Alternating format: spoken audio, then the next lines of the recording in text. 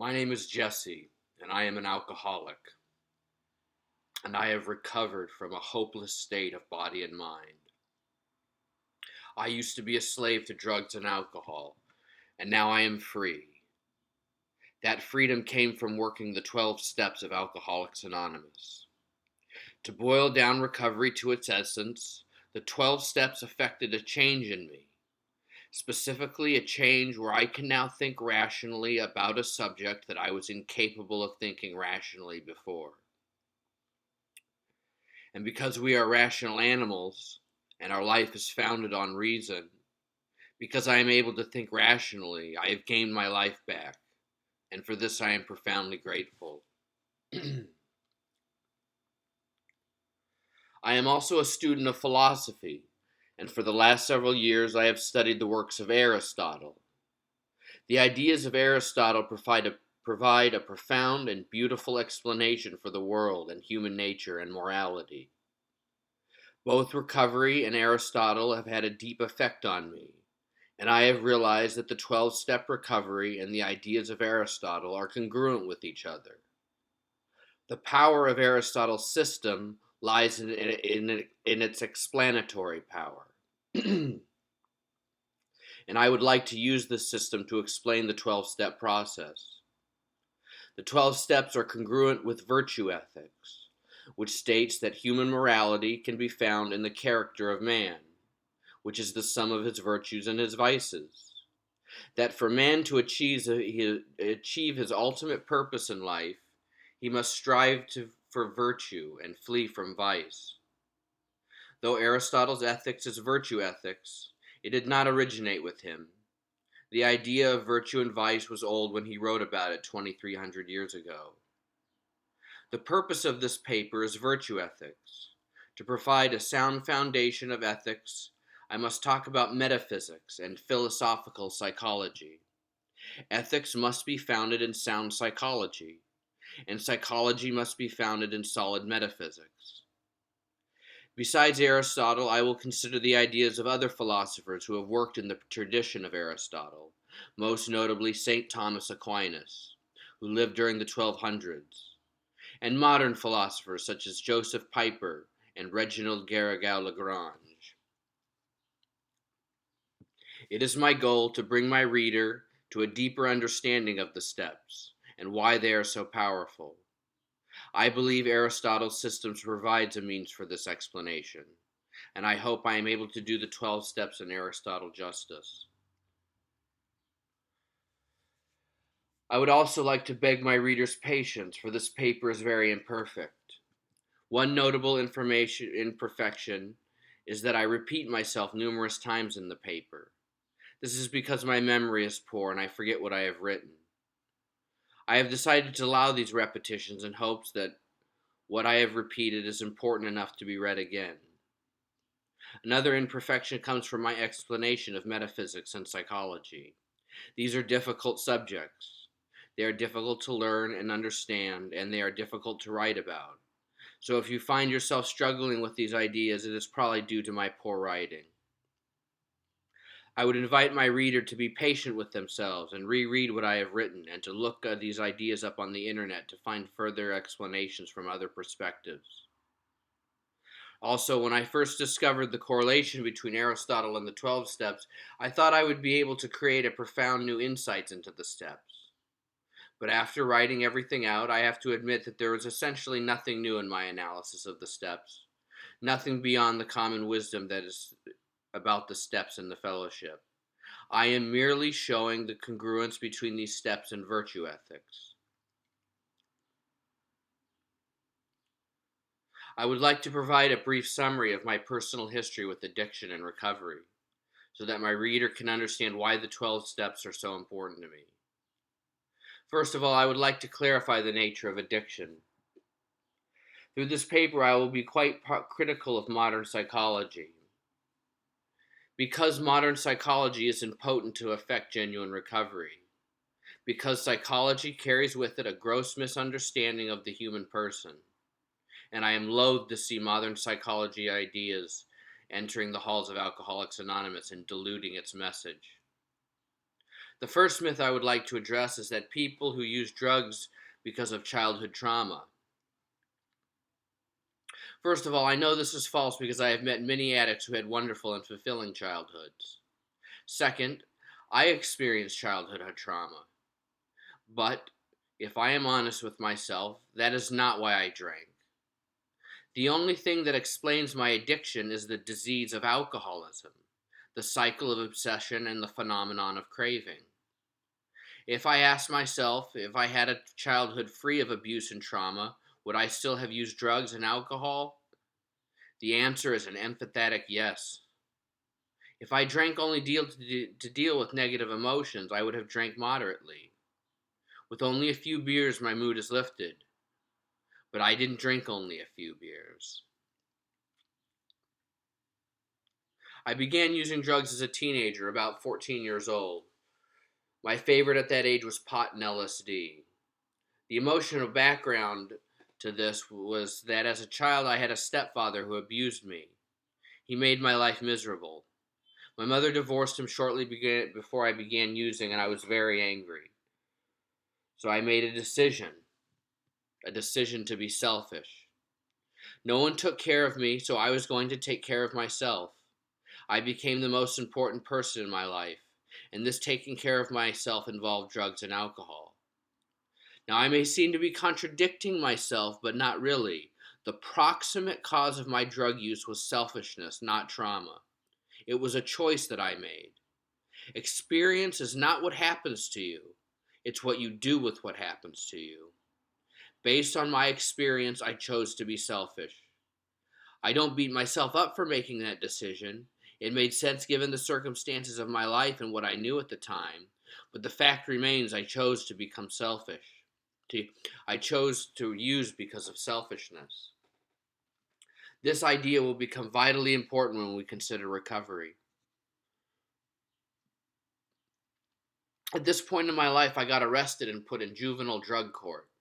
I was frequently drug tested, and my freedom from incarceration was dependent on my sobriety. So, at a young age, I discovered the baffling attribute of addiction, the inability to stop despite the consequences. I didn't know how to stop. I could not stop, and I was frequently incarcerated. A few years later, I was heavily involved with practicing Kung Fu. Now, the culture of Kung Fu that I was in was contrary to drug use, martial arts being about gaining mental and physical and spiritual control over yourself. And I wanted to completely devote myself to Kung Fu, but I could not do that. But I could only do that if I stopped smoking pot. But I could not. I was baffled. Around this time, I converted to Catholicism, and that was sufficient enough inspiration to stop using drugs for a time. Now I enter another phase of my life where I was completely sober. I was very against drugs, even psychiatric drugs, and I discovered another component of addiction. If a drug addict is sober without a solution, he is miserable. And I was miserable. I suffered symptoms of mental illness and I almost killed myself. After this, I was psychologically wounded. I was dominated by fear, and I had no hope. When I looked into the future, I was afraid of suffering mental illness, and despite my best efforts, I would kill myself. This was the psychological background I had when I made the decision that heroin would be a good idea. This example illustrates my theory that fear plays a singular role in addiction. I was miserable and looking for a solution. I didn't use heroin before long before I realized it was a bad idea. I did not like the abject slavery of it. I was shackle and chain, a slave to a drug. So I tried to get off this, but I could not. Why? Well, I began to experience another essential part of addiction called obsession. Obsession is defined as a persistent thought that does not respond to reason. Every time I tried to get off heroin, I would be dominated by this irrational thought and would return again and again despite knowing better. At this point, sobriety was intolerable. If I was sober, I was restless, irritable, and discontent. In other words, I couldn't stand being in my own skin if I was sober. I was only at ease if I was drunk or high on something. At this point, I decided, in order to stay off of heroin, to start using methamphetamine. That starting a methamphetamine habit was a good idea. This is another common component of addiction and alcoholism, where the addict experiences negative consequences of one substance, so they think that by switching to another substance they will solve their problems. What explains this? This stubbornness is explained because the addict has a problem inside them, and drugs and alcohol solve that problem. Recall, my mind was dominated by fear. Drugs and alcohol are not the problem. They are the solution to a problem, and they work very well. They do something nothing else can do. This is why the addict clings to the drug so stubbornly. Methamphetamine caused inexpressible destruction to my mind and my life. I would frequently experience amphetamine psychosis, think people were conspiring against me, that people were following me, that people could read my thoughts, that there were hidden messages everywhere, that there were cameras hidden in my apartment. This was because of another essential component of addiction called the phenomenon of craving, which means if I put a drug or alcohol in my system, there's no shut-off valve for my drug consumption. I put more and more and more into my system, and I don't know what is going to happen. This usually ended in psychosis. It was impossible to me to use drugs moderately. Once I put anything in my system, I had no control over that. After I sobered up from meth psychosis, I would say, never again, I'm never using meth again. Yet, sooner or later, the obsession would manifest, and I would be dominated by the thought to use meth. That would begin the phenomenon of craving, which would lead to psychosis and hospitalization and so on. Once this cycle manifests itself in the life of the addict, they have placed themselves beyond human aid. They are hopeless, apart from divine intervention. Because obsession manifests itself in the mind and the phenomenon of craving manifests itself in the body, we say the addict suffers from a hopeless state of body and mind.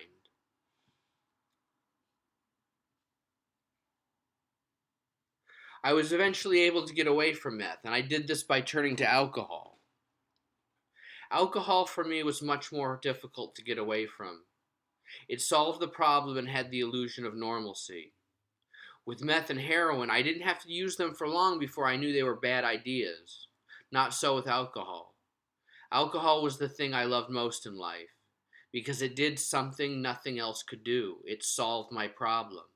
When I was drunk, I wasn't afraid. When I was drunk, everything was okay inside of me. When I was drunk, everything was okay inside of me. When I was drunk, I didn't worry about killing myself in the future because I was okay right now. Another component of alcoholism is that wherever the alcohol goes, there are problems that follow him. The alcohol believes that these problems are external to him in the circumstances and relationships in his life. So the alcohol will change the circumstances and relationships of his life, but the problems will persist. The truth is, the problem exists inside the alcoholic. It subsists in his view of himself and the world, and consequently in his actions in the world. But the alcohol can only come to understand this through the steps. So the problems in my life were homelessness and psychosis, and I couldn't seem to put the idea together that these things were caused by my actions. I thought it was everybody else's fault. I was homeless because I was living in boarding houses where drinking was against the rules. The problem is the problem is I couldn't stop drinking. So I would flounder from boarding home to boarding home. And I thought if I only had my own place where I was free to drink, all my problems would be solved. At this point, I was exposed to 12-step recovery, and I wanted none of it. I admitted I was an alcoholic, that I experienced the obsession and the phenomenon of craving, but I still maintained hope in drinking. There was still happiness to be had in drinking. I wouldn't let go of drinking out of fear. Recovery was an unknown. All I knew of sobriety was misery. I didn't understand that recovery could fix that. I was afraid of everything but alcohol. Eventually, I got what I wanted, which was my own place, to drink freely, and so I did. But I still experienced psychosis, which for me was an evil spirit that would invade my mind and torment me. This was terrorizing and excruciating. After a few years of this, I had the epiphany that this psychosis was being caused by my drinking. That if I wanted to get this evil spirit out of my life, I had to stop drinking. This epiphany was accomplished by a strong feeling of doom. I didn't want to stop drinking. This brings up another component of addiction. The addict will tolerate all kinds of misery at the hands of their drug for years and years.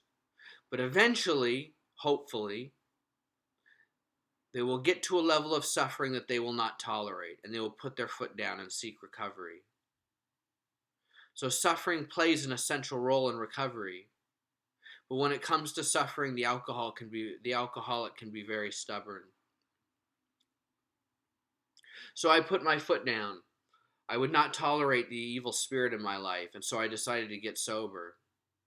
Up to this point, I was only able to go to a day or two without drinking with the utmost willpower because of obsession. I had been introduced to the steps, but I didn't want to humble myself and submit to the program. So I decided to try recovery my own way. I know recovery was spiritual, so I decided to pray for 3 hours a day. I knew that recovery involved getting away from selfishness, so I decided to volunteer. I was sober, but I didn't recover. I was miserable, and I was constantly in a fist fight in my own mind with the persistent irrational thought to drink. That's not recovery. I think my error illustrates an important point about recovery, that the 12 steps are unique and necessary and irreproducible. For the alcoholic of the hopeless variety, the steps are absolutely necessary. No other form of change or self-knowledge will suffice. I hope I am able to communicate this necessity in my paper, in my videos. For example, I knew enough about recovery to know that selfishness was a component of addiction. With minimal self-reflection, I came to believe that I was selfish, and I decided to solve this problem by volunteering my time. The problem with this is that I did not have full knowledge of the problem, nor was I employing a correct solution. For example, there was a bucket full of tools, and in order to know the bucket, I passed by and see a hammer in the bucket. But that is not sufficient in order to know the bucket. I have to get down on my knees and pull each tool out of the bucket and know what the tool is and empty the bucket. That is the difference between my efforts and genuine recovery.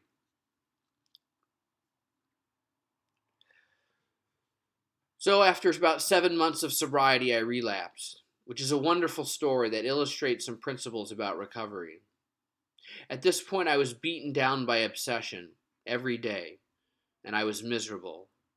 I was at church, and I said to myself, if I see that girl that I liked with another man, that will be it, and I'll get a bottle. Sure enough, she came into church with someone else, and I said, that's it, I can't handle this. And I left the church to get a bottle. While I was walking to the store, I was in what I like to call robot mode, which is where you're in the zone to get your drug, and it seems like you're moving by compulsion. While this was happening, I was reflecting that I wasn't being very wise. So in the parking lot of the store, I got down on my knees and I asked God to free me. I got up, got my bottle of vodka, and was walking to get my orange juice when a wave of freedom passed through me. I was free of the compulsion. I looked at the bottle and said, I don't need this. I set the bottle down and walked out of the store. Then I said, let me consider my options. So I sat down, I smoked a cigarette, and considered that I was miserable, and I don't want to be miserable anymore. So I got the bottle of vodka. So God answered my prayer in an extraordinary way, but it wasn't enough. So after this, I got drunk and ended up getting in a fight with the security guard in the apartment that I lived in, and I went to jail and got kicked out of the apartment.